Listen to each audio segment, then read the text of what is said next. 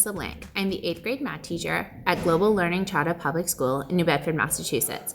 Today I'm going to talk to you about a project that I use within my classroom every year called the Economy Project. The Economy Project is a project that helps students balance a bank account, pay their bills, have a job, and receive a paycheck. The time frame that I use for this project is usually half a year.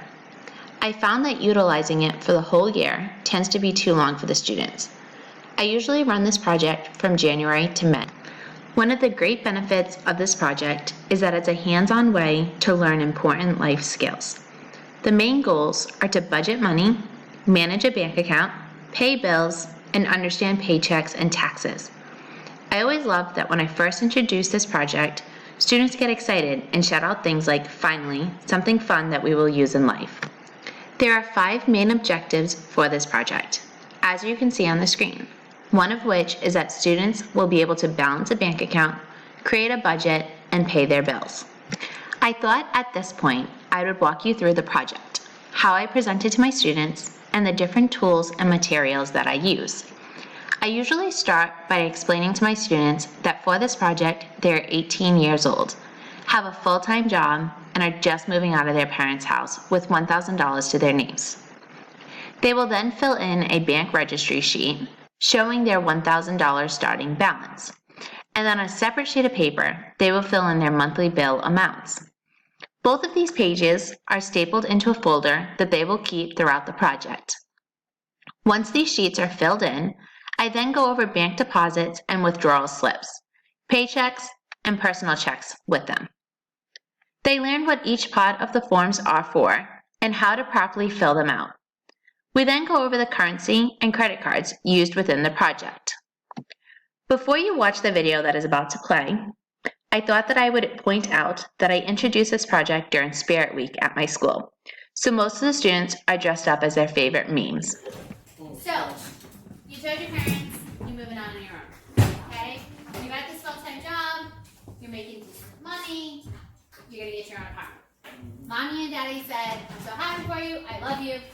Here's $1,000 to get you started." Okay? You guys have some amazing parents. I know. So,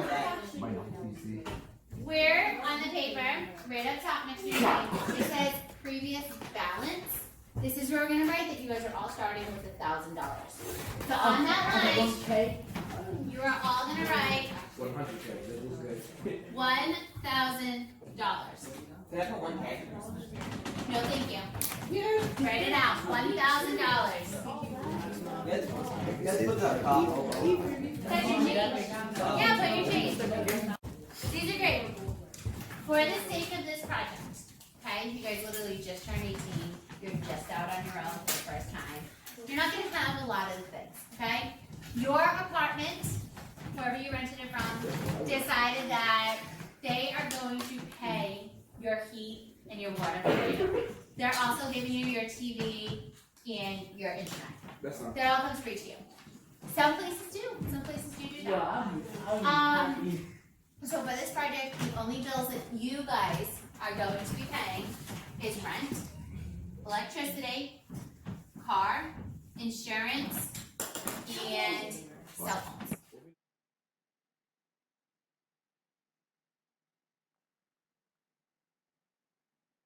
As far as the money goes, I went on Amazon.com and found fake money that looks as close to real money as possible. I give the students the option of carrying cash on them, but they do not have to. I do at points throughout the project tell them that certain items have to be paid for in cash, and I make them take cash out of the bank, and then I have them tell me what their change back would be after paying for their item. I was able to find a classroom credit card system that works great for this project. The students have an option of using a credit card. It is not mandatory for them to complete the project. So at this point, I wanted to show you how the credit card software actually works. So once you've plugged the machine into your computer, you're then going to go to the ETM scanner app that you've downloaded. It will open up. You want to change the number of accounts to as many credit cards as you have active. I'm just going to put all of them so you can see. You want to choose your directory where you're going to have your Excel file open up to. and I have it saved under credit cards. I'm going to do it there, and then you're going to hit scan. Takes a little bit for the credit card machine to scan all the files. So it'll show you here the process that it is taking.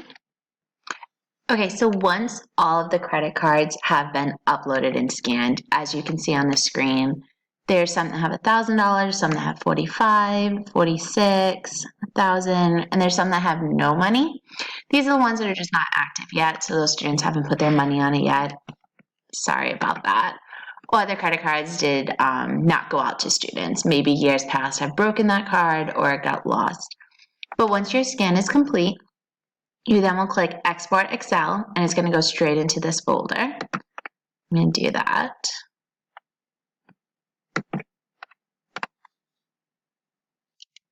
Once your file has been exported, it will say over here, Excel successfully created. You can then get out of this. So once you open the Excel document, you can see the credit card totals over here. You have the credit card numbers, and then it shows you a graph of the credit card numbers and how much money is on those different credit cards. Because this project is just beginning to introduce the students to bills and financing, I kept the bills to a minimum. For the sake of this project, they will only pay rent, electricity, cell phone, car payment, and car insurance. I usually make it where rent has to be paid by check, and everything else can be paid either by check, credit card, or cash. The way that students receive their salaries and bill amounts is by picking slips of paper out of a bucket. There are 3 different bill amounts and 3 different salary amounts. I found this to be the easiest and most efficient way of doing this. In years past, I have done this part differently, which I will show you at the end of this video.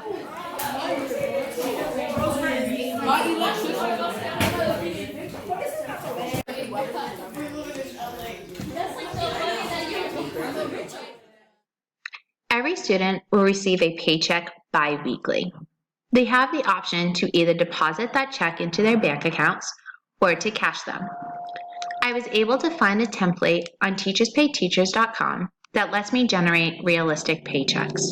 So I would like to walk you through how I create my students' paychecks. So once you go to Teachers Pay Teachers and you download the software and the materials, I save mine to my desktop. You're going to open the folder.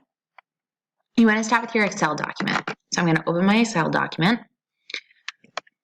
For some reason, my first line does not work. I don't know if it's like different softwares between the one that the person that created this uses and my computer. So I usually just use the second and onwards. So you create your students' names. So you write in their first names, their last names. I created just 2 made-up students for the sake of this. You will type in how much pay they make. So if they make $1,200, 1,350. Oops, hit the decimal by accident. You would type it in. The software automatically takes off all of the taxes and withholdings. So if you scroll over, you can see that it has the state taxes, Social Security, Medicare. It shows their year-to-date gross, their year-to-date net, and their year-to-date for all of their deductions. If you come back over here, in this line, you would type in how much money they are making. So if they take home $1,020, you want to type in 1,020. And if it's 1,147, you want to type in 1,447. Over here, you can change their job titles if you'd like. I made Sarah a janitor and John an electrician. You can change what pay period this is. So if this is their 3rd paycheck, you would change this to 3, and it changes all of the information down here. I like to change the check numbers because I like my students to know that every check has its own number. You can't double up check numbers. So I usually just change it by whatever week I am paying them for. So if it's the 3rd week, I change it to the 300s. You can also change the date of the paycheck. So if I am generating this to start on January 8th of 2020, it will automatically make the other dates change for 2 weeks after that. And as you can see, this first line doesn't change for me, so that is why I do not utilize it for my students. Once you're done doing all that, you can then save the Excel document, exit out of there, and you want to go over to your mail merge. Once you open your mail merge, you want to click yes, and then choose the source that you're going to upload the information for. So I'm going to go to my desktop, and I have it saved under Classroom Economy. I'm going to take it from payroll, just from Sheets 1. Once you get to this is the main document that you're going to upload everything into. You can change all of this information. So if you want to change the company name and address to match what you're calling yours, you can do that. So I do Economy Classroom. You can change your address. I'll do room 210. And then you can give your students addresses as well. If you scroll down, you can change these to match your company's name. So Economy Classroom. Backspace this a little bit. Change the address, and then you can sign over here if you want. So I usually just type in my name, but you can definitely upload a picture and add that. Sometimes they do go off page, so just edit it, click it back into place. Once you change whatever you wanted on this form, you're then going to go to Mailings, Finish Mail Merge, Edit Individual Document. You want to make sure all is clicked so you get all of your students in it, and click OK. We'll then open a new document that uploads your students' information. Again, this first one was the wrong dates and everything, so I kind of just skip that one, and I go down to the ones that have my students' right information. Once I give the students their paychecks, I kind of go over every detail to them. I explain that this first section is your company's information. Over here is the employee's specific information, so their name and address, when they're being paid for, their marital status and withholdings, what a gross pay is versus the net pay, how they're paid salary. If they're paid hourly, this would say how many hours they're being paid for, and what the year-to-date means. And I let them compare how during this pay period, this is how much they made, and this is what was withheld from them. But how this is more because this is actually their third paycheck versus their just weekly ones. And then if they scroll down, they see the actual check portion, and I explain to them what all this is and how when you deposit a paycheck or any check, you have to sign the back of them. In April or May, I usually walk my students through doing their taxes. I create each student a W-2 form and then explain to them how to fill out a 1040 form, step by step. I usually wait as long as possible before doing this so that they have made a sufficient amount of money. This part of the project is not as realistic as I would like it to be because I am using their pay from January to April. But I do explain to my students that when you do your taxes, you will use your pay from the previous year. And if you worked more than one job, you will get a W-2 form from each job that you have worked. I wanted this project to go across the board and reach every classroom within the school, and to even reach activities outside of the classrooms. So the students have the opportunity to earn bonus money for good grades, respectful behavior, extracurricular activities, and independent reading. Along with earning bonus money, students can also be fined for things like being rude to teachers or peers, being late to class, being dishonest, or missing any work, and for being excessively off task during any period of time. Once a month, students will partake in a drawing. They will pick from a bucket and choose one of 14 different scenarios, 7 good scenarios and 7 not so good scenarios. These range from winning the lottery, taking a side job, and getting a gift, to losing a lawsuit, paying taxes, and getting a speeding ticket. This is probably one of my favorite parts of the project because it shows students how unpredictable life can be. I always love when students pull out the slips and their reactions to it. Some are extremely happy because they just won the lottery, or they just got a gift that they weren't expecting to get. while other ones get very upset and yell out, "This isn't fair, why do I have to pay this medical bill, or why do I have to pay my taxes?" It shows them that in life, bills happen that you don't expect or you don't prepare for. Like maybe you get a flat tire or your car breaks down and you need money to pay for these bills that you weren't prepared for. That's why it's very important to budget and to have a savings account. I stated earlier that I would explain to you how I used to have my students choose a job and a place to live. So in years past for work, I've had my students fill out job applications for a position that they wanted, and I would hold job interviews with them. During these interviews, I would discuss the position with them and the pay they would be making, and then I would offer them the job that they wanted.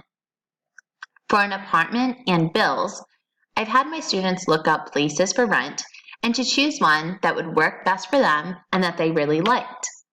I found this process to be lengthy and time-consuming, and that it actually took away from the project itself. So I switched to having them choose the options from a bucket. In closing, I just wanted to do a quick recap. So I find that this project is a fun, hands-on way for students to learn everyday life skills that they will need.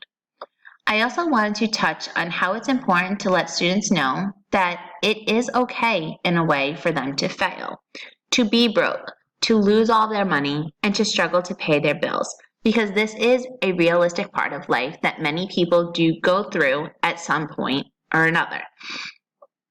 And this helps to show the students how important it is to plan ahead, to budget their money, and to have a savings account. I want to thank you all for watching, and I hope that you enjoy this presentation and that it can be beneficial to you.